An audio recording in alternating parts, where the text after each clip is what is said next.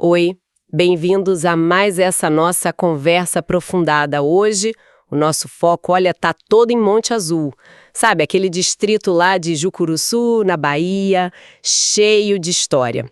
A gente tem aqui uns relatos bem legais que vieram da própria comunidade. Inclusive material da fonte Jucurunet. É, tipo assim, um compilado de memórias, de registros, sabe? Que ajudam a gente a montar esse quebra-cabeça. E o nosso objetivo aqui é entender essa jornada de Monte Azul. Como é que um simples ponto de passagem de tropeiros, né, virou essa comunidade que a gente vê hoje? Com uma identidade forte, muita fé, superação e sempre buscando melhorar, né? Bom, então vamos nessa. A nossa viagem no tempo começa lá nos anos 40. Vamos tentar imaginar esses primeiros aventureiros, os tropeiros, pensando, acho que vou fincar o pé aqui. A história que contam começa mesmo nos anos 40. Os tropeiros já conheciam a área, né, por causa das rotas deles, e aí começaram a se fixar. E é nesse momento que surgem os nomes das famílias pioneiras, sabe? Que deram um pontapé inicial mesmo. Os Barbosa falam muito do Edulindo Barbosa, considerado fundador, e também os Valadares, os Quadros, Saturnino, Souza, Ribeiro, Bandeira. Essa turma foi chegando e começando a dar forma para o lugar. Mas o que isso significava, assim, na prática? Começar uma vida ali naquele tempo. Olha, é facilmente pensar nisso, né? A resiliência era o principal. As fontes descrevem um cenário bem rústico.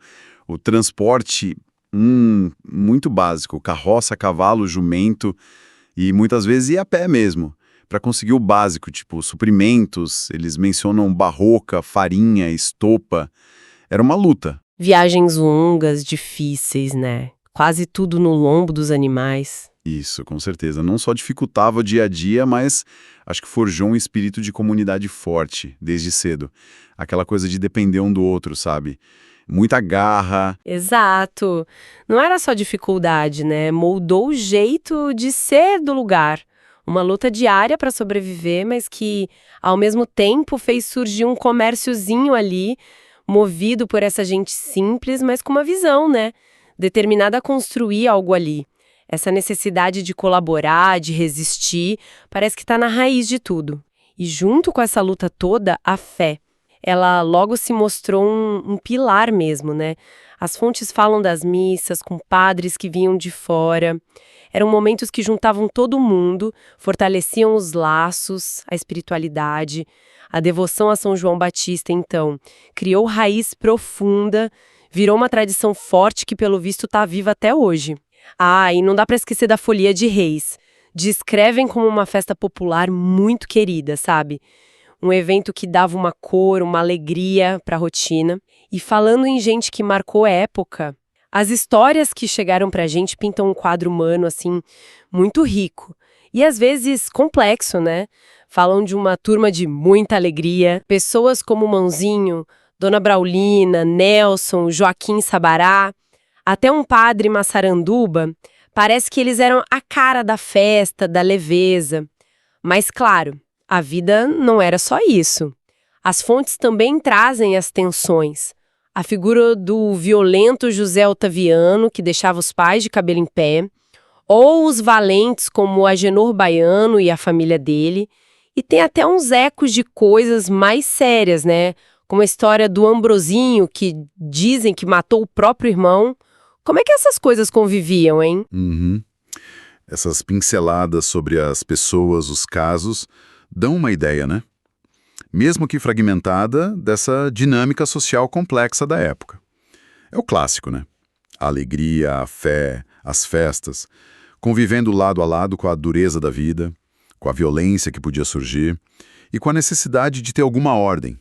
A menção ao radialista Otávio Moraes, tentando manter a ordem, seja com chicote, faca ou a voz, como está lá nas fontes, é bem reveladora. Levanta uma questão importante, né? Como é que comunidades mais isoladas, como o Monte Azul devia ser, criavam seus próprios jeitos, formais ou não, de controlar as coisas, resolver conflitos, muitas vezes longe das estruturas oficiais? Era a sociedade se autorregulando, de certa forma. E essa necessidade de se virar sozinho ia para áreas essenciais, tipo a saúde. Cuidar de quem ficava doente devia ser um desafio e tanto.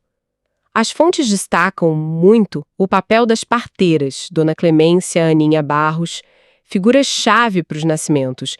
E as doenças que hoje a gente nem pensa muito eram ameaças reais.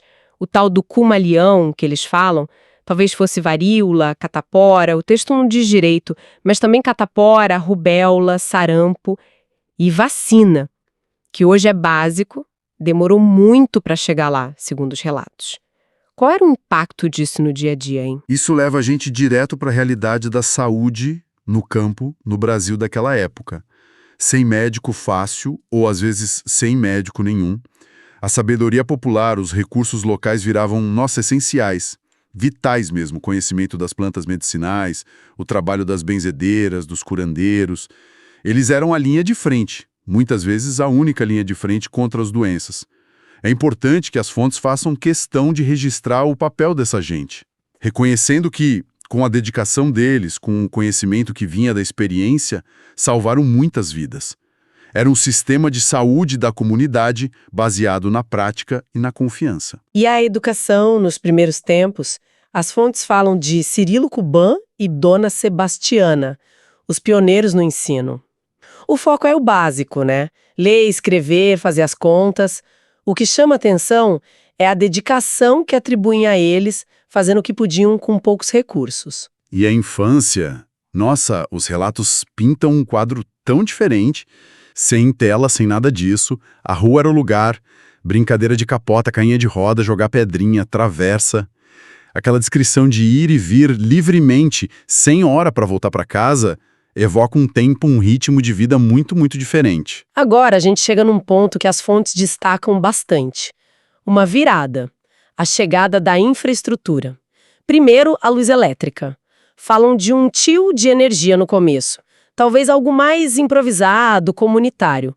Mas aí nos anos 80, a luz chegou para valer. Isso deve ter sido, uau, transformador, né? Sem dúvida alguma. A chegada da energia elétrica é um divisor de águas para qualquer comunidade. Não é só a luz à noite, que aumenta as horas de atividade, a segurança, mas é o acesso aos eletrodomésticos. Pensa no impacto de uma geladeira para conservar comida, um rádio, uma TV para ter informação, lazer, ferramenta elétrica para o trabalho. Facilita demais as tarefas de casa, que a gente sabe que historicamente pesam mais para as mulheres, e abre porta para novas atividades econômicas e educacionais. Muda a dinâmica da vida de um jeito muito profundo. E junto com isso, a água. As fontes apontam 2 momentos-chave. Em 2001, a água de uma barragem chegou nos chafarizes públicos. Já era um avanço enorme. Mas um pouquinho antes, em 2000, na gestão da prefeita Eliana, começou o encanamento para as casas. Imagina só, o fim daquele carrega-carrega de balde todo dia. Deve ter sido um alívio, um salto na qualidade de vida. Com certeza. Se a gente junta essas duas coisas, luz e água encanada, no panorama geral do desenvolvimento, fica claro o poder que a infraestrutura básica tem. Não é só conforto, é saúde pública. Água tratada diminui doença, é economia de tempo, de esforço físico. E é criar a base mínima para que outros progressos aconteçam, né? É o alicerce para construir uma comunidade mais saudável, mais próspera. Falando em construir, em progredir, outro momento-chave foi político, 1989. Jucuruçu, que antes chamavam de Chumbo, se separa de Tamaraju, vira município, e com isso o Monte Azul ganha o status oficial de distrito. Essa autonomia administrativa trouxe mudanças que deram para sentir. Olha, as fontes dão a entender que sim, com a emancipação, as figuras políticas locais ganharam mais destaque. E talvez mais poder para direcionar a verba, a atenção para as necessidades do distrito. O primeiro vereador que mencionam é José Branco. Lembram dele por uma ação específica, ajudar a combater a fome. Isso indica uma preocupação social importante na época. Rafael Ferreira Neves é outro nome que citam, dizem que merecia reconhecimento, mas não entram em detalhes do que ele fez. E a comunicação também mudou. A Rádio Cidade, que o José Louto Rocha criou, virou um veículo importante ali. E aos poucos os primeiros telefones foram chegando, né? Encurtando as distâncias, complementando as cartas e depois substituindo. Essa autonomia política que eles conquistaram, em tese, permite um olhar mais focado nas demandas locais, né? E os relatos indicam alguns reflexos disso, como incentivo para a agricultura, para a pecuária, que são atividades centrais ali, com destaque para o cacau. Outro passo concreto que mencionam, a construção de um posto de saúde da família, o PSF, na gestão do prefeito Teodomiro. Isso é uma melhoria clara no acesso à saúde básica para os moradores do distrito, um resultado direto dessa nova organização política e administrativa. É a política fazendo diferença no dia a dia das pessoas. E chegando mais perto de hoje, como é que as fontes descrevem Monte Azul atualmente? A tradição religiosa forte parece que continua, né? Com católicos e evangélicos convivendo. E a cultura popular? Especialmente o São João. É retratado como um evento super vibrante, o ponto alto do calendário da comunidade. As descrições das comidas típicas, nossa, dão água na boca. Biscoito de goma, bolo de tudo quanto é tipo, farinha, galinha caipira, carne seca, doce caseiro, beiju. Tudo isso junto com dança, fogueira e a animação toda do Nossa São João. Parece que aquela alma festeira continua firme e forte. E a criatividade do pessoal de lá também é destacada. As fontes falam que tem escultor, bordadeira, costureira, pintor e uma cena musical bem ativa. Citam nomes como Wesley Arrochadeira, Welton Carvalho, Nicélio Rocha, como os artistas que estão agitando o público hoje, dando continuidade a uma tradição musical que já teve Elinho Alves, Roberto Paula. Isso sugere que é um lugar onde a arte é valorizada, tem espaço para acontecer, né? É interessante ver isso. Essa vitalidade cultural existindo junto com o desenvolvimento material. Manter as tradições como o São João, a culinária, as artes locais, enquanto o distrito cresce e se moderniza. É um equilíbrio bem notável. E as fontes também ressaltam outro patrimônio importante de Monte Azul, a beleza natural.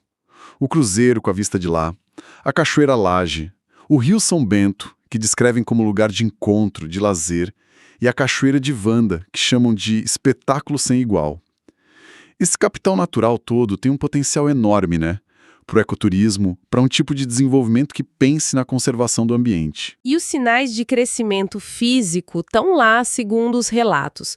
Construção nova, mais gente morando, rua sendo calçada, 2 praças com equipamento para lazer e falam de um projeto de escola modelo que seria um investimento importante para o futuro. A expressão que usam, que Monte Azul é a menina dos olhos do gestor atual, reflete um orgulho, um foco no desenvolvimento contínuo do distrito. Então, juntando todas essas peças, que imagem fica? A gente percorreu um caminho longo, né? Desde os tropeiros resistentes, enfrentando as dificuldades lá no início, passando pela consolidação de uma comunidade com base forte na fé, na cultura, até chegar nesse distrito que está crescendo e que parece buscar um equilíbrio entre o tradicional e o moderno. A capacidade de superação, o sentimento de pertencer, a busca por uma vida melhor parecem ser constantes nessa história toda. Exato. A trajetória de Monte Azul, do jeito que as fontes descrevem, ecoa a história de muitas comunidades do Brasil, né? Especialmente no interior. Essa dança constante entre valorizar as raízes, as tradições que dão identidade, coesão social e, ao mesmo tempo, se abrir para o novo. Para as tecnologias, para as oportunidades de desenvolvimento econômico, social, é um processo que não para, de adaptação, de reinvenção, onde a comunidade busca o caminho para o futuro sem perder a essência. E isso deixa a gente com uma provocação final, né, inspirada por tudo isso que a gente conversou. Olhando para essa mistura de preservar a cultura, o São João, a comida, as artes, as histórias, e a modernização que a gente vê, a infraestrutura, o crescimento, serviços novos como a escola modelo, quais seriam, assim, os elementos mais cruciais da identidade de Monte Azul que precisam ser ativamente cuidados, protegidos, para que esse legado tão único continue vivo, continue inspirando as próximas gerações? Fiquei uma reflexão sobre como manter a alma do lugar pulsando enquanto se abraça o futuro. Natureza, História e Lajedo. Exato, temos uns trechos aqui para conversar sobre. A nossa ideia, então, é tentar entender o que esse texto diz que torna Monte Azul especial. O foco vai ser na natureza, na comunidade e numa característica geológica bem particular que eles mencionam. Esse tal de Lajedo, né? Esse mesmo. Olha, a descrição que o texto dá logo de cara já desperta curiosidade. Fala de um distrito charmoso, tranquilo, parece que fica aninhado entre colinas verdes e riachos. Soa como um refúgio mesmo. Total. Quase um convite para fugir da rotina. Bom, vamos começar a desempacotar isso então. O artigo ele começa pintando um quadro de Monte Azul com foco na tranquilidade, na simplicidade. Como que ele faz isso? Olha, ele usa umas descrições bem visuais, sabe? Fala de colinas verdejantes, isso já dá uma ideia de muita vegetação, né? Um verde vivo e riachos serenos cortando a paisagem. Verdejantes e serenos. Boas palavras. Essas palavras, tipo verdejantes e serenos, elas criam logo de cara um clima de calma, de um ritmo mais devagar, talvez. É uma construção de atmosfera mesmo, bem pacífica. E essa atmosfera parece que continua na descrição da comunidade. O texto menciona ruas estreitas, casas coloridas, parece bem pitoresco, né? Sim, quase um cenário. Mas o interessante é que a fonte não fica só no visual, né? Ela descreve os moradores também. Como? De um jeito bem positivo. Diz que a comunidade é acolhedora e trabalhadora. Olha que interessante essa combinação. Não é só um lugar bonito para visitar, é um lugar com gente que tem sua vida ali, produtiva, mas que também recebe bem quem chega. Acolhedora e trabalhadora. Isso. E o texto também faz questão de dizer que as tradições locais são preservadas com orgulho. Isso adiciona uma camada cultural, né? Sugere um senso forte de identidade, de história. Essa parte da hospitalidade me chamou a atenção. O texto não só fala que são acolhedores, ele dá exemplos, certo? Algo sobre comida, lendas. Exatamente. E esse ponto é bem legal na análise do texto. A hospitalidade não fica no ar, sabe? O artigo torna ela concreta quando cita que eles compartilham a culinária baiana e as lendas locais. Ah, entendi. Isso sugere que a interação com quem visita é uma troca onde a cultura local não é só para ser olhada, mas é compartilhada ativamente. É interessante como a fonte liga isso direto à identidade cultural. Não é só ser simpático, é um ato de compartilhar a cultura mesmo. Faz todo sentido. É como se a cultura fizesse parte do pacote, né, da experiência que o visitante leva, segundo essa fonte. E essa mistura da paisagem calma, com essa comunidade que se orgulha do que é e compartilha isso, parece ser o ponto central. Como é que o texto resume essa ideia? Olha, ele usa uma frase bem forte para resumir. Monte Azul é mais do que um destino turístico. É um refúgio onde a natureza e a cultura se encontram, deixando uma marca indelével naqueles que têm a sorte de explorar suas maravilhas. Refúgio, marca indelével. Analisando essa frase, né? Refúgio reforça a ideia de escape, de tranquilidade, e marca indelével sugere que a experiência ali, do jeito que é descrita, é profunda, marcante, não é algo superficial. A fonte está claramente posicionando Monte Azul como um lugar que transforma um pouco quem passa por lá. Entendi. Ok. Vamos mergulhar então mais fundo nas belezas naturais que a fonte traz. Aqui a linguagem parece que fica até mais intensa. Fala de paisagem deslumbrante que cativa os sentidos. O que será que isso quer dizer na prática, pelo texto? Boa pergunta. Cativar os sentidos sugere que vai além do visual bonito, né? Talvez envolva sons, cheiros, a sensação do lugar mesmo. As colinas, por exemplo, não são só verdes. São cobertas de vegetação exuberante e oferecem vistas panorâmicas de tirar o fôlego. De tirar o fôlego é um clássico, né? É um clichê, sim, mas aqui a ideia é enfatizar a grandiosidade, o impacto visual que a fonte quer passar.